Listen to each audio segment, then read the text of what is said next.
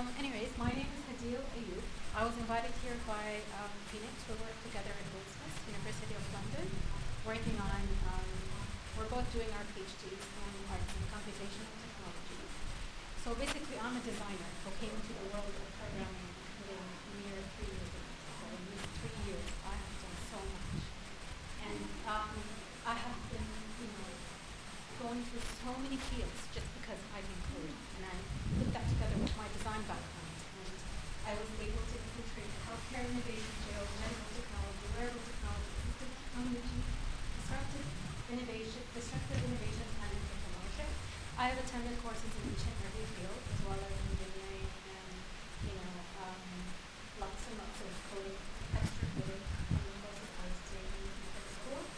And I have been defined by so many different organizations as different things, but all my work is always targeted towards helping people with special needs communicate with the world, basically. And the one quote I feel that defines me the best, and I am quoting myself the same thing, is one day I hope to give a voice to those who can't speak. So I started off with 4-year-old niece who has autism and cannot speak, but is genius with all of the apps and the technology available for her to have complete conversations, but only with the people around her who are familiar with what she's saying, the sign language she's using, and the cards that they give her. So what about when she goes out in the public? How will she communicate with everyone else in the mall or in a train station or just getting tickets to the movies? And that's how I got the idea, is that I want something that can translate her sign language that she specifically uses, not the universal library sign language. I want something that translates her sign language to all different people who cannot understand sign language. And then I went further on to do work that can translate it to the deaf people and to the blind people. So they don't have to see the translation, they can hear it. If they don't have to hear it, they can see it. So it's a two-way communication. And before I move to the next slide, basically this is my Twitter profile. It just pretty much sums up who I am. I'm a lecturer at undergraduate university, and I did my PhD course basically. And I live in Greenwich, London, which I love absolutely. And this is my website. So the one product I'm working on right now is called Bright Time Book, and this is where I'm adding on all of the different technologies to make it do all of the things we just talked about. What's really interesting is that 1 year down the road, when I started that project, I Googled this, and I found that Google automatically completes my name with smart dog as well. So I felt amazed that that's my social presence, and that's what I want it to be. I want my online presence to be just about that. I come from the Middle East, so women having a career or having the power to do anything outside of the household is not something celebrated. It's criticized.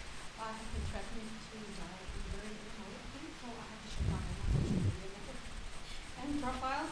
And then I decided I'm going to make a home profile, which is just about my work. It doesn't have to have any of my personal opinions. I just want to make a difference with my work, and that's what my focus will be.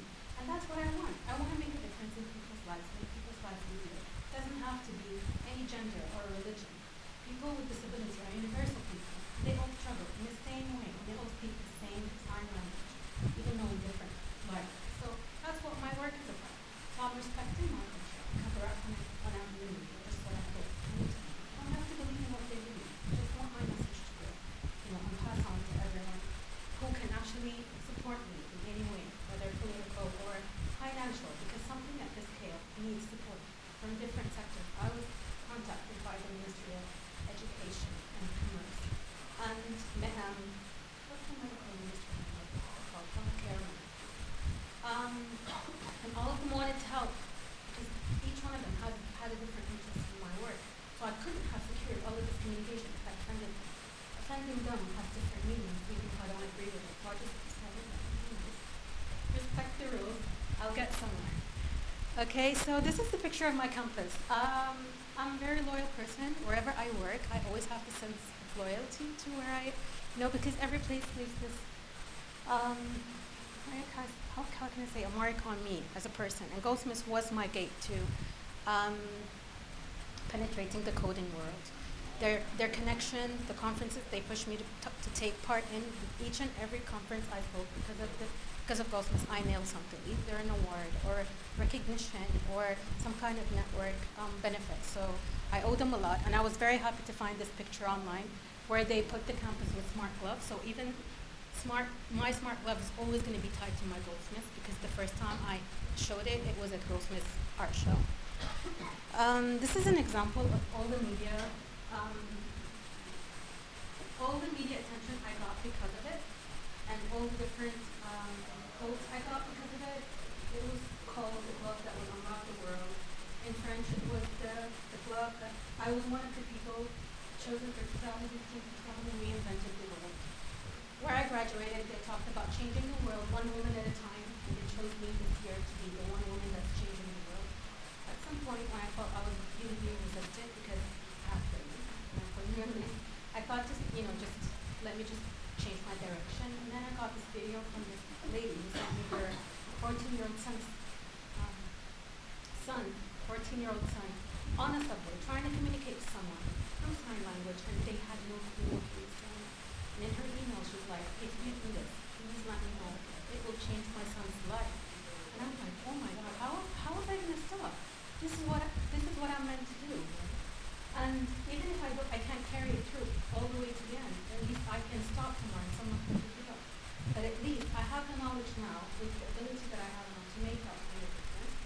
And I honestly want to give a good example to my kids. I have 2 daughters, 2 sons. So I want the daughters to understand that you can do anything you want.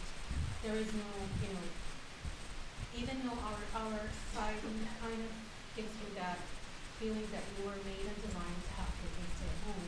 And even if people are resisting, you can still do something with the opportunity you have. And for my sons, I want to teach them to respect women in their lives as well, and give them that support that they need.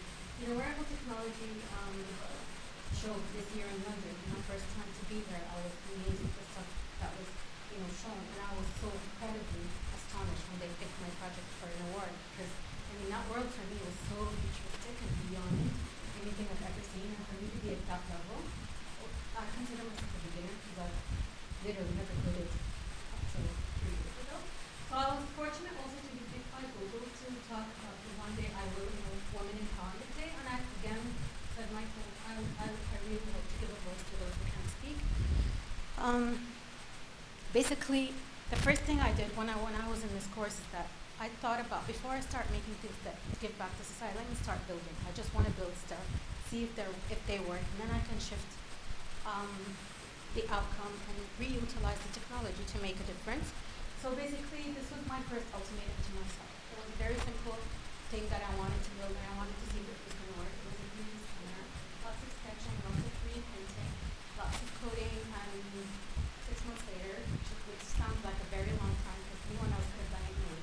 But I was insistent to do every single thing myself.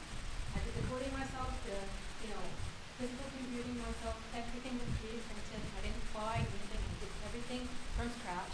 And when I built it, I was like, okay, so I'm good at this, I'm going to stick around in this course for a bit, let me see what can I do.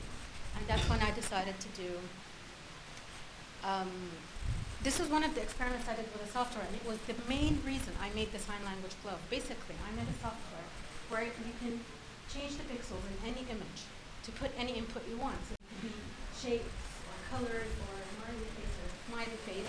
But the thing that made me do the sign language glove was the letters. This is the letter F, replacing every pixel in the image. So basically, I decided, okay, I want to get rid of the keyboard, and I want anyone in the world to be able to change the pixels in any picture just using their hands.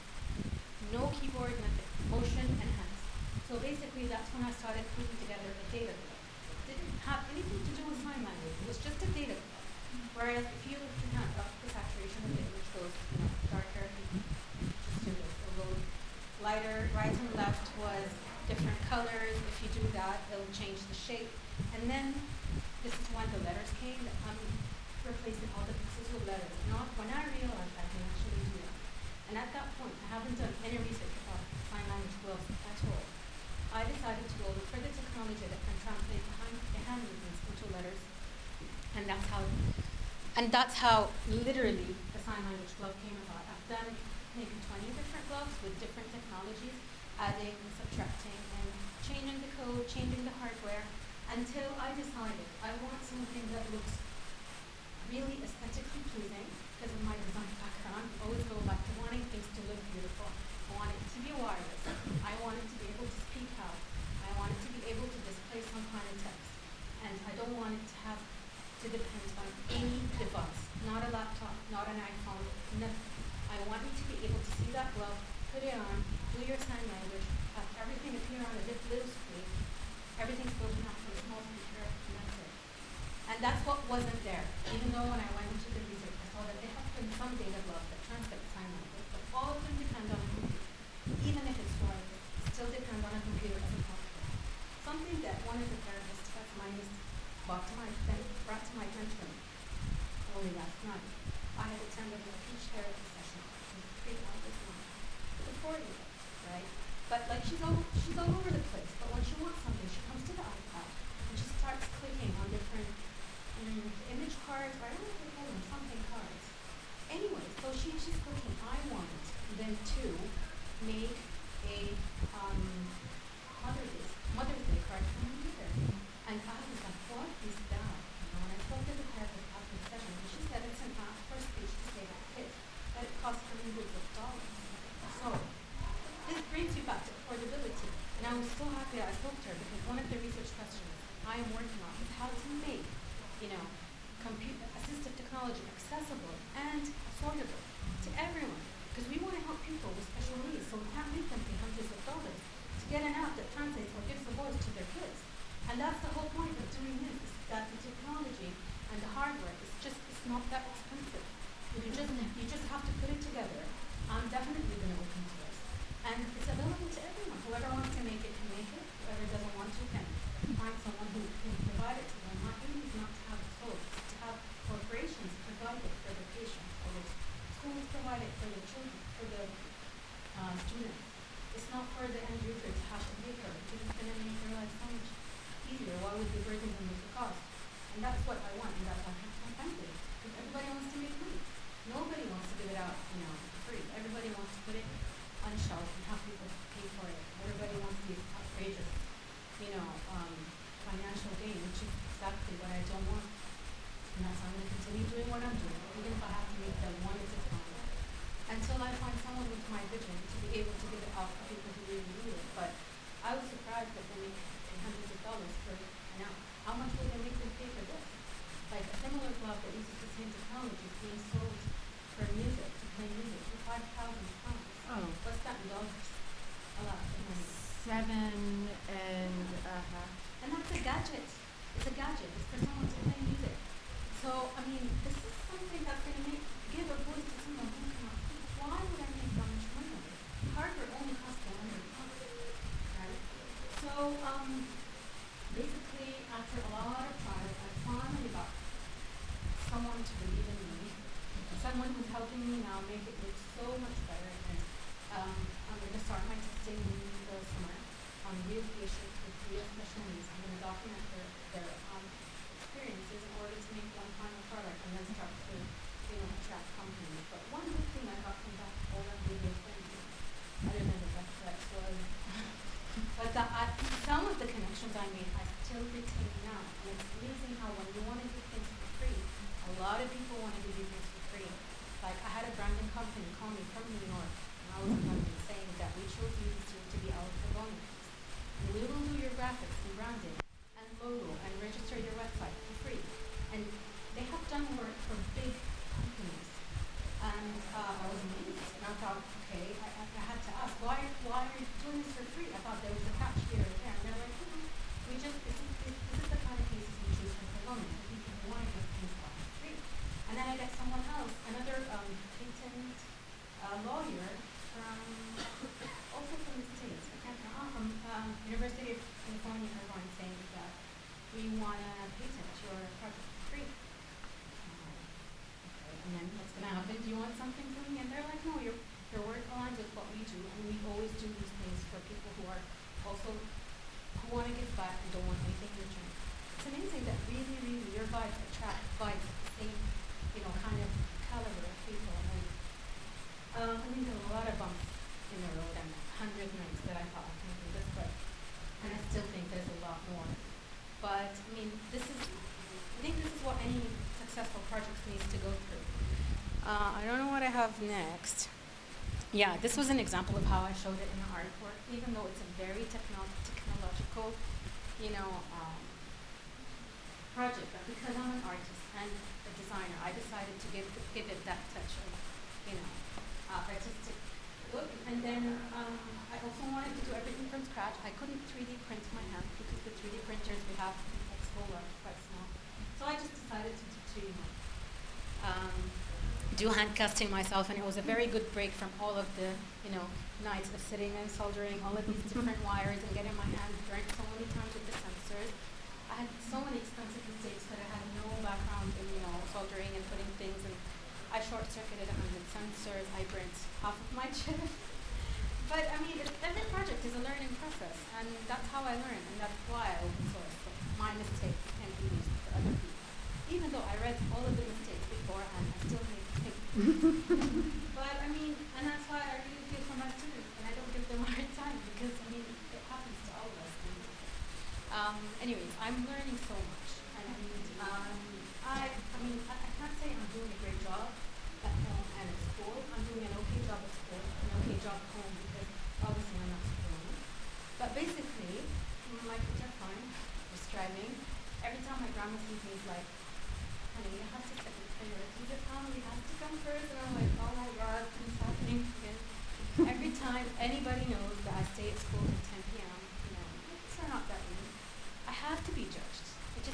I can feel it even if they don't see it. And I mean, I guess everybody has their own formula that works for them. Maybe I'm not an idealistic mom or wife or student, but you know, this formula works for me. I'm a better person when I work. I'm definitely a better mom when I work because I take that all my energy at work. And maybe the worst thing I heard from my kids was like, Mom, you burnt dinner again. Like that was the one time I thought, oh my God, maybe I'm not really a good mom. But basically, I mean, they all have their, you know, nobody has less of an eye or like work on. And, you know, I'm proud of what I do. And I do believe what goes around comes around. And I do believe that when I help people, people will help me. And it's been happening. And, you know.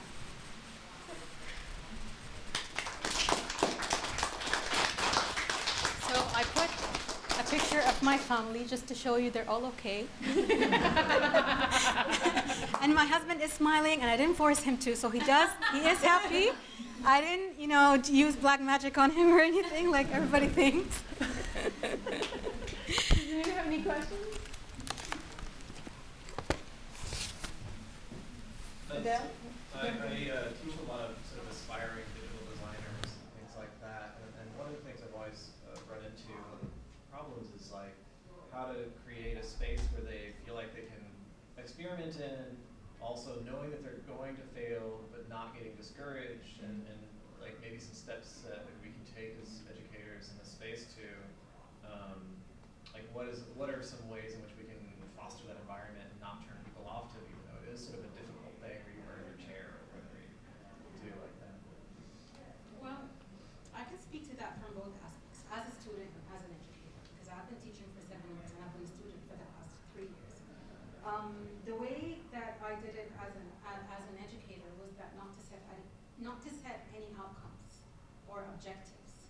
I set out the task and I say, you just have to go at it, attempt it, and let's see what comes out of it. And normally I don't like to influence the direction of the students because that's when you just kill their creativity. You just kill it if you tell them what to do. Some students like to be told what to do, but I mean, I still don't tell them what to do. I just give them guidelines and they just, you know, have a go at it. And they surprise themselves sometimes. I did myself. Like I started some projects not knowing how they're gonna end, and sometimes they don't end, and sometimes they don't work. But I learned so much, even though they don't work at the end. And for me, yeah, of course I feel discouraged that it didn't work. Like this counter thing, I attempted it from a very different angle, and I changed my angle the day of the submission because I just wanted it to work. I had so many, you know, dreams of how I was going to make it work. I wanted everything to be digital, but at the end I had to use processing just for the image output because I just couldn't do it. I mean, it was a failure, but then I had to. I mean, that's how you develop your problem-solving skills. Is that when something fails, you need to know what to do with it. Did I answer your question?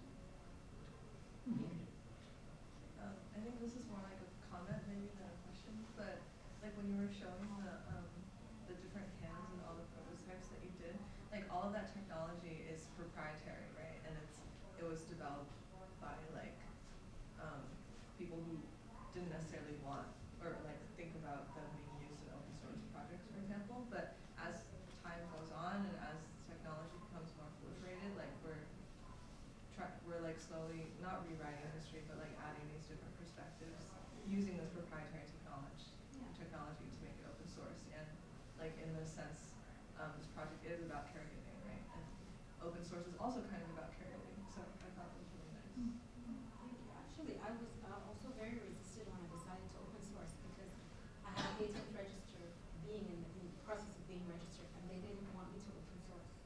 So I didn't, they didn't find out. Like I put a little comment that if you want the code, email me personally, and I will give out the code. But I didn't have it online because then I wouldn't get patented because it will be there. So I still wanted to give out my code, and once I get patent, I'm definitely gonna put it online. But right now, anybody can get the code if they email me. And that's my way around it. The other thing is there's a lot of new technology replacing this technology that I just showed. That at the time when I used it, it was the latest. But now there's something even, like these flex sensors. I'm going to replace them with pressure sensors, which are sewed on the glove, so they're not even hardware anymore. They are now part of the design, and they are much more durable and give much better results. Even the circuit boards I use now, there's printable circuit boards, there's flexi circuit boards being, printed, and the hardware is being, I don't know what you call it, integrated in the design itself. And it's like a thin sheet of banana that you can, move around, very flexible. And that's something I'm going to use in my next prototype, which I didn't even have a chance to do at that time. And all of these emerging technologies, I saw them in the Wearable Technology Show, and even the companies are saying we're still in the testing phase. So they're going to do my work because they're testing, and I'm going to have my work done for me because they're testing. So it's a win-win. I mean, yeah. Thank you.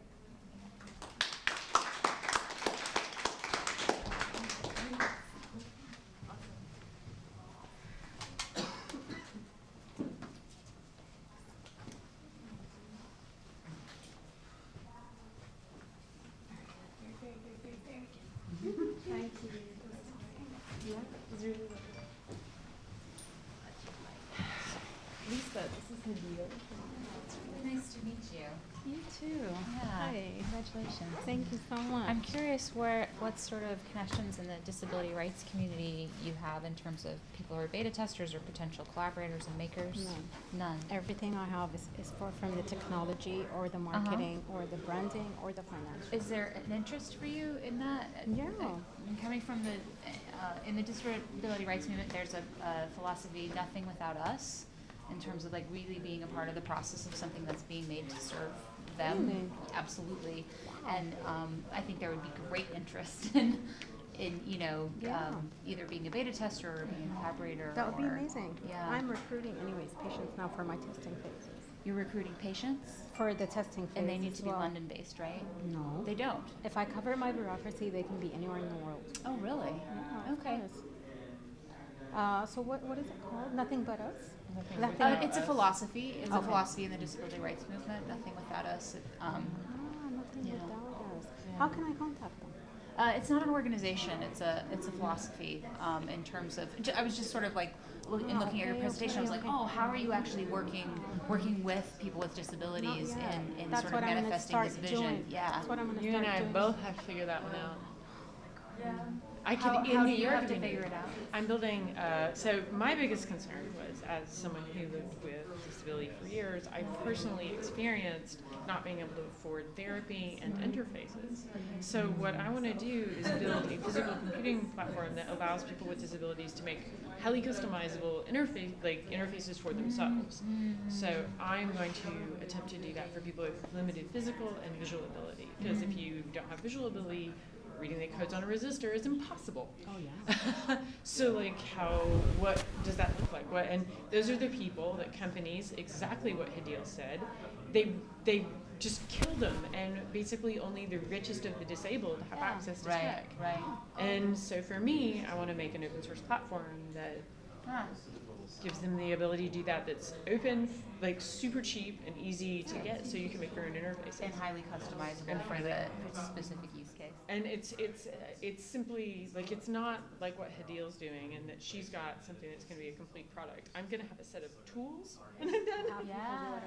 and let them do whatever they want, because they're going to know the interfaces they need for themselves, Right.